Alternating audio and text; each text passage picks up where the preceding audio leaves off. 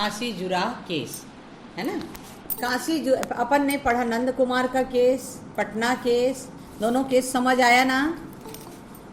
अब ये तीसरा केस है Cossijurah case of Cossijurah 1779 to 1780, 1779 से 1780। अब इसमें इस केस में क्या था, ये कहानी है, केस अपन कहानी बताते हैं, उसके बाद आलोचनात्मक अध्ययन क्या है वो ज़्यादा महत्वपूर्ण माना जाता है किसी भी केस का। तो इस केस में है, एक काशीनाथ बाबू था, उसने काशी जुराह के जमींदार को, काशीनाथ बाबू ने काशी जुराह के जमींदार राजा सुंदर नारायण को एक बहुत बड़ी रकम उधार में दी थी। काशीनाथ बाबू ने काशी जुराह के जमींदार राजा सुंदर नारायण को एक बहुत बड़ी रकम उधार में दी थी, और ये जो कर्ज है जमींदार द्वारा कई बार में लिया गया था। जमींदार ने कई बार में कर्जा लिया था काशीनाथ बाबू से, और काशीनाथ बाबू ने कई बार जमींदार से अपनी रकम वापस मांगा, लेकिन जमींदार टालता गया। तो जब उधार की रकम वसूल नहीं हो पा रही थी तो सारी कोशिशें विफल हो गई, असफल हो गई। तो काशीनाथ बाबू ने इस आशय से गवर्नर जनरल को पत्र लिखा।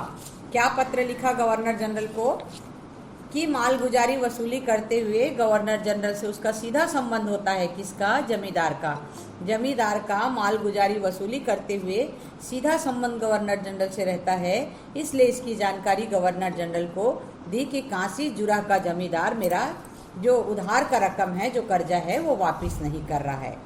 लेकिन कोई मतलब नहीं रहा, गवर्नर जनरल ने कोई एक्शन नहीं लिया इस पे। उसके बाद राजस्व मंडल में गए काशीनाथ बाबू ने, अपना ये किया, अपना पैसा वापस लेने के लिए कलकत्ते के राजस्व मंडल में उन्होंने केस दायर किया। वहाँ भी ये कर्जा वसूल नहीं हो पाया। अब दोनों जगह उसका प्रयास विफल रहा। तो सुप्रीम कोर्ट में काशीनाथ बाबू ने जमींदार के विरुद्ध, सुप्रीम कोर्ट कहाँ था, कलकत्ते में, 1774 में सुप्रीम कोर्ट की स्थापना हुई थी। तो काशीनाथ बाबू ने जमींदार के विरुद्ध कलकत्ते के सुप्रीम कोर्ट में वाद दायर किया। वाद दायर का, या किसी बुक्स में 13 अगस्त लिखा है, किसी में 15 अगस्त लिखा है। तो 15 अगस्त या 13 अगस्त 1779 को केस दायर किया इन्होंने, कि काशी जुराह का जो जमींदार है वो ईस्ट इंडिया कंपनी की मालगुजारी वसूली करता है, रेवेन्यू कलेक्ट करता है, इसलिए वो सुप्रीम कोर्ट में केस दायर करने के लिए उसका जुरिडिक्शन है। ईस्ट इंडिया कंपनी में काशी जुराह का जमींदार जो है रेवेन्यू कलेक्ट करता है, इसलिए सुप्रीम कोर्ट को उसके अगेंस्ट में केस सुनने का जुरिडिक्शन है, वाद सुनने का क्षेत्राधिकार है। तो उधार का रुपया भी कलकत्ते में ही लिया गया था जहां सुप्रीम कोर्ट था।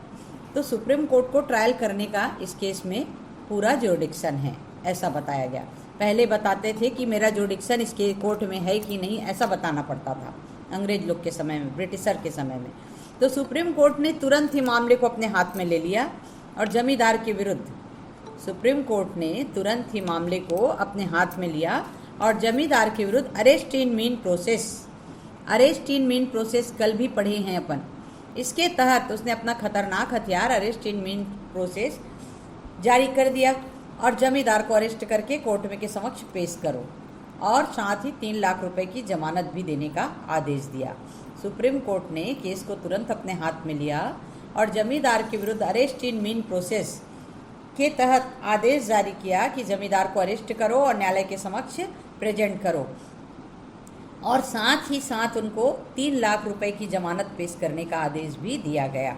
उसे मामले की सुनवाई के दौरान कैद रखा जाए, जिसे सुनकर मामले की सुनवाई जब चलेगी, ट्रायल जब चलेगा, तब तक उसको जेल में रखा जाए, जिसे सुनकर सुप्रीम कोर्ट के आदेश से बचने के लिए जमींदार जो है फरार हो गया। जमींदार के सुप्रीम कोर्ट के इस आदेश से जमींदार बचने के लिए फरार हो गया, और रिट जो है, जो रिट उन्होंने भेजा था अरेस्ट इन मीन प्रोसेस, वो बिना तामील हुए लौट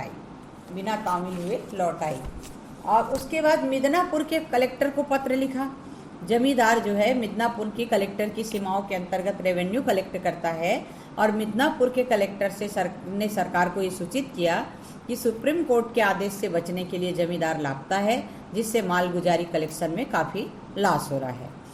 मिदनापुर के कलेक्टर को पत्र लिखा। उसके मिदनापुर के कलेक्टर का पत्र था कि जमींदार जो है मिदनापुर कलेक्टर की सीमाओं के अंतर्गत रेवेन्यू कलेक्ट करता है और मिदनापुर के कलेक्टर ने सरकार को सूचित किया कि सुप्रीम कोर्ट के आदेश से बचने के लिए जमींदार लापता है, जिससे मालगुजारी की वसूली का बहुत ज़्यादा नुकसान हो रहा है, रेवेन्यू कलेक्शन नहीं हो पा रहा है और बहुत लॉस हो रहा है इससे। तो इस समय सुप्रीम गवर्नमेंट, गवर्नर जनरल की परिषद, सुप्रीम गवर्नर की काउंसिल जो है, सुप्रीम गवर्नमेंट ने एडवोकेट जनरल की राय ली, उनसे ओपिनियन मांगा। एडवोकेट जनरल जो हाई कोर्ट में आज सरकारी वकील कहे जाते हैं, सुप्रीम गवर्नर जनरल की परिषद यानी सुप्रीम गवर्नमेंट बोलते हैं गवर्नर इन काउंसिल को, जिसने एडवोकेट जनरल से उनकी ओपिनियन मांगी। इसमें हम क्या कर सकते हैं? तो उन्होंने, एडवोकेट जनरल ने अपना ओपिनियन दिया कि रेगुलेटिंग एक्ट के तहत बंगाल, बिहार, उड़ीसा के जो जमींदार हैं, ये क्या हैं? प्रांत हैं, स्टेट हैं, बंगाल, बिहार, उड़ीसा। तो बंगाल, बिहार, उड़ीसा के जो जमींदार हैं उस पर सुप्रीम कोर्ट का जुडिक्शन नहीं है, ऐसा इसने कहा। किसने कहा? एडवोकेट जनरल ने governor in council, supreme government को अपना ओपिनियन दिया कि बंगाल, बिहार, उड़ीसा के जमींदार सुप्रीम कोर्ट के जुडिक्शन में नहीं आते हैं। तो कांसीजुरा के जमींदार को इसकी सूचना दे दी जाएगी कि वह सुप्रीम कोर्ट के जुडिक्शन में नहीं है, जुडिक्शन से बाहर हैं, और सुप्रीम कोर्ट के आदेशों का पालन करना भी उनके लिए ज़रूरी नहीं है। ये किसने कहा? एडवोकेट जनरल ने। हम उनको सूचना दे देंगे कांसीजुरा के जमींदार को कि वो सुप्रीम कोर्ट के जुडिक्शन में नहीं आते हैं और सुप्रीम कोर्ट के आदेश का पालन करना भी उनके लिए कोई ज़रूरी नहीं है। अब एडवोकेट जनरल की सलाह है, उनके एडवाइस से सरकार को बहुत प्रोत्साहन मिल गया।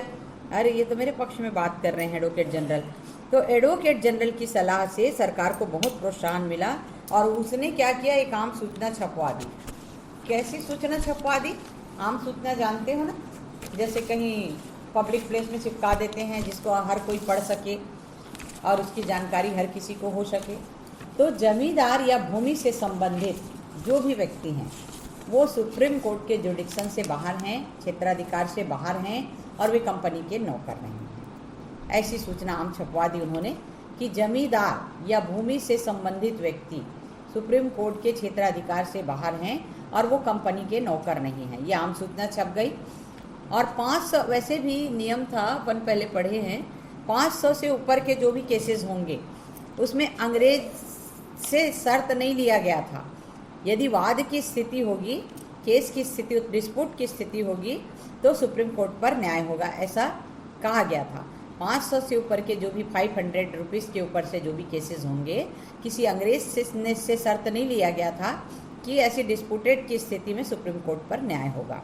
और सुप्रीम कोर्ट के जुडिक्शन से बाहर के लोग सुप्रीम कोर्ट के आदेशों का पालन करने के लिए बाध्य नहीं है। ये आम सूचना हो गई।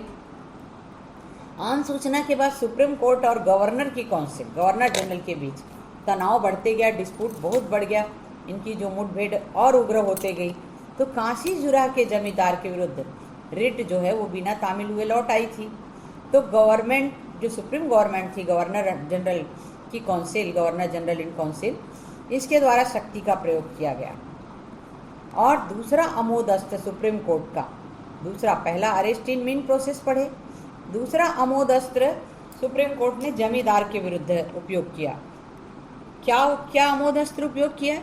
कि उनकी संपत्ति को कब्जे में लेकर उसे कोर्ट में पेश होने के लिए बाध्य किए जाने के निर्देश दिए। यानी जो जमींदार की जो भी प्रॉपर्टी है उसको अपने पोजीशन में लेकर कोर्ट में पेश कर दिया जाए, ऐसा निर्देश दिया।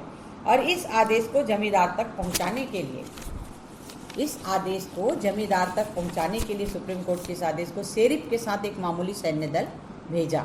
मामूली सैन्य दल, शुरू में शेरिफ अपन पढ़े हैं, मेयर कोर्ट में एक शेरिफ की नियुक्ति होती थी जो आज कोर्ट मुहर्रिर का वो कन्वर्ट हो गया है। तो सुप्रीम कोर्ट ने आदेश दिया कि उनकी प्रॉपर्टी को अपने पोजीशन में लो और कोर्ट में प्रेजेंट करो उसको। तो शेरिफ के साथ एक मामूली छोटा सा सैन्य दल भी कांसीजुरा भेज दिया गया। अब सुप्रीम गवर्नमेंट को जैसे ही इस बात का पता चला, जैसे मैं सुप्रीम गवर्नमेंट बोलूँगी, governor general in council, governor general, तो सुप्रीम गवर्नमेंट को इस बात का जैसे ही पता चला उसने अपनी फौज की एक टुकड़ी भेज दी। क्यों भेज दी? वो शेरिफ और सैन्य दल को अरेस्ट करा के कलकत्ते ले आए।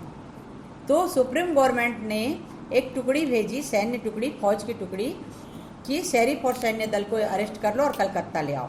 तो वैसे ही हुआ, अरेस्ट करके कलकत्ता ले आए।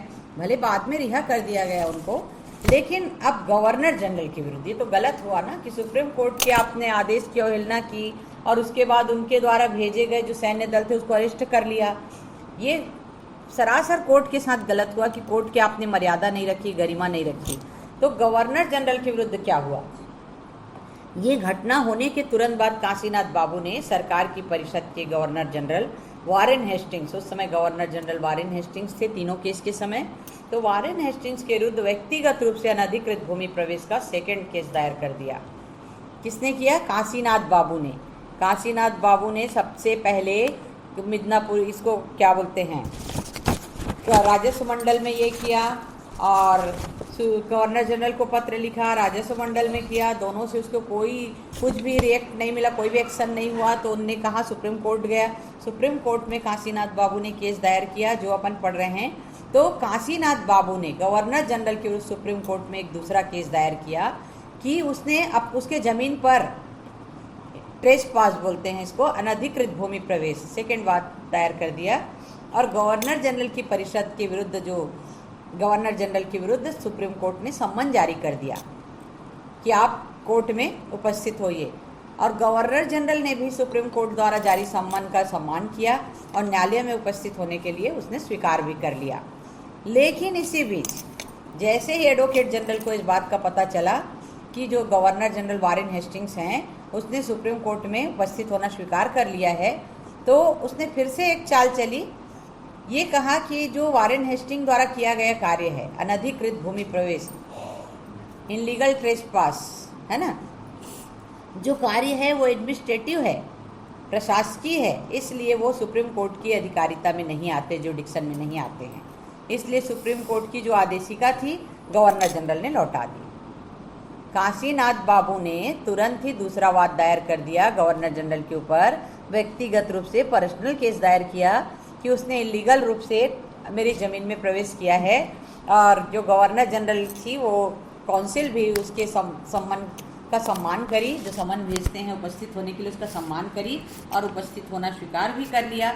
इस बात का पता जैसे ही एडवोकेट जनरल को लगा, उसने ये कहा वारेन हेस्टिंग्स को, गवर्नर जनरल को, कि आपका जो कार्य है, आपने जो कार्य किया है एडमिनिस्ट्रेटिव होने के नाते, प्रशासकीय होने के नाते आप सुप्रीम कोर्ट की जुडिक्शन में नहीं आते हैं और इसलिए आप सुप्रीम कोर्ट की आदेशिका लौटा दीजिए। तो गवर्नर जनरल ने जो सम्मन आदेशिका, अपन जब तलवाना भरते हैं, आदेशिका और तलवाना बोलते हैं इसको, सारे उर्दू वर्ड हैं, मुगल के समय से चले आ रहे हैं। तो आदेशिका, तलवाना जब हम भरते हैं तो सामने वाले के लिए सम्मन जाता है। जैसे हम केस दायर करते हैं तो जो अगली पार्टी, अपोजिट पार्टी हमारी, उसके लिए आदेशिका या तलवाना भरना पड़ता है, तब सामने वाले के लिए, प्रतिवादी अगेंस्ट पार्टी, उसके लिए सम्मन जाता है। तो सेम वही आदेशिका को लौटा दी इन्होंने। तो सुप्रीम कोर्ट ने अपने एडवोकेट जनरल, नॉर्थ नेलर थे उस समय, को इस आधार पर दोषी ठहराया, एडवोकेट जनरल नॉर्थ नेलर को, कि आप जो दोषी ठहराया कि आपने जो ये इस तरह गलत सलाह दे रखा है, सलाह दे रहे हैं, एडवाइस कर रहे हैं गवर्नर जनरल को, ये गलत है करके दोषी ठहराते हुए कारावास में डाल दिया। न्यायालय के विरुद्ध सरकार को गलत सलाह दिया है आपने, कंटेम ऑफ कोर्ट्स, न्यायालय अवमानना का दोषी माना गया। इस तरह से एडवोकेट जनरल को जेल में डाल दिया गया। अब ये इस केस का तो फाइनल डिसीजन हो नहीं पाया। अब इस केस का महत्व क्या है, ये इतना ही हुआ कि उसको जो एडवोकेट जनरल थे नॉर्थ नेलर, उनको कारावास में डाल दिया। क्यों डाल दिया? कंटेम ऑफ कोर्ट, न्यायालय अवमान के कारण। और इस केस का फाइनल डिसीजन नहीं हुआ। अब इसका विश्लेषण पढ़ेंगे, इसका महत्व पढ़ेंगे। इस केस का फाइनल डिसीजन तो हुआ नहीं। अब क्या है इस केस में, सुप्रीम कोर्ट और सुप्रीम काउंसिल, सुप्रीम काउंसिल मतलब गवर्नर इन काउंसिल, ये दोनों के बीच जो मतभेद है बहुत ज़्यादा बढ़ गए और ये लगभग 7 वर्षों से चल रहे थे। कलकत्ता की सुप्रीम कोर्ट और बंगाल सरकार, बंगाल के गवर्नर जनरल थे ना वारेन हेस्टिंग्स, तो ये 7 सालों तक इस तरह चलते रहे। 1774 जब सर एलिजा इम्पे फर्स्ट न्यायाधीश चीफ जस्टिस बने थे और सुप्रीम कोर्ट की स्थापना हुई थी, तब से 1781 तक ये 7 वर्षों तक कार्यपालिका और न्यायपालिका, एग्जीक्यूटिव और जुडिशियली के बीच जो है चलते रहे, चलते आपस में डिस्प्यूट। तो परिषद ने गर्म मिजाजी और हिंसात्मक रूप का आचरण किया था, यानी उनको ये नहीं भेजना था कि सैन्य टुकड़ी और अरेस्ट करके ले आओ सुप्रीम कोर्ट के सैन्य टुकड़ी को, जो ये बहुत ही गलत किया उन्होंने, तो गैर कानूनी था, अनुचित था। अवैध था। और परिषद का जो काउंसिल का कार्य था वो न्यायपालिका के प्रति ईर्ष्या और घृणा की भावना से भरी हुई थी। परिषद को क्या चाहिए था, काउंसिल को, कि अपना दावा पहले सुप्रीम कोर्ट भेजती और निर्णय से असंतुष्ट होने पर वो सम्राट के पास, प्रिवी काउंसिल के पास भेजती। पहले वो सुप्रीम कोर्ट के पास अपना ये भेजती दावा, और सेकेंड बार प्रिवी काउंसिल यानी सम्राट की ओर से न्याय देती थी। इसको सम्राट की परिषद भी बोलते थे, प्रिवी काउंसिल, बाद में इसका डिटेल अपन पढ़ेंगे, तो के पास भेजती। परंतु ये वैधानिक कार्य उन्होंने नहीं किया और खुद ही सैन्य दल से निपटाने का प्रयास कर लिया, खुद ही सैन्य टुकड़ी भेज दी। तो ये कोर्ट का अवमान हुआ ना, कंटेम्प्ट ऑफ कोर्ट हुआ ना, कोर्ट की गरिमा का इन्होंने जरा भी ख्याल नहीं रखा। और काशी जुरह के जमींदार जो सुप्रीम कोर्ट में उपस्थित होकर अपने को ये बताता कि वो सुप्रीम कोर्ट के क्षेत्राधिकार से बाहर है, लेकिन उन्होंने ऐसा नहीं किया। इससे सरकार की प्रतिष्ठा भी बनी रहती, और जो ये प्रोसीडिंग जो चल रही थी कि अपने आप को जाके खड़े होकर बताना कि मैं जुडिक्शन में हूँ कि नहीं, इस कोर्ट के अंतर्गत मेरी सुनवाई हो सकती है नहीं, ट्रायल हो सकता है नहीं, तो ये देसी भारतीयों के लिए, हमारे इंडियन के लिए ये प्रोसीडिंग बहुत ही ज़्यादा कष्टप्रद थी।